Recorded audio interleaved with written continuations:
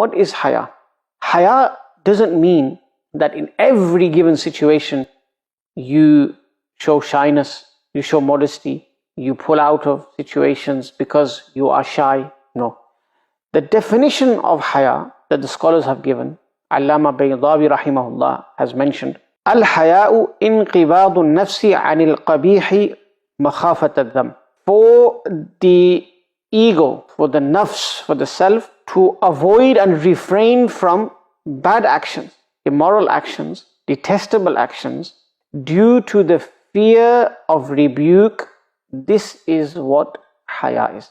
You will refrain from an action because of the rebuke that you will gain if you are caught doing that action. And then when we look at it from the aspect of Sharia, Allamah Mullah Ali Qari rahmatullahi alayhi, he states, Islamically speaking, haya is when a person reflects upon the blessings of Allah Azza wa Jal, Allah always showering upon him, and then he remembers his own shortcomings, his lapses, his errors, and then as a result he feels shame, he feels regret, he feels bad. And then because of this regret, because of this shame, and because of the fear of Allah subhanahu wa ta'ala, he makes a vow to avoid that sin and similar sins in the future.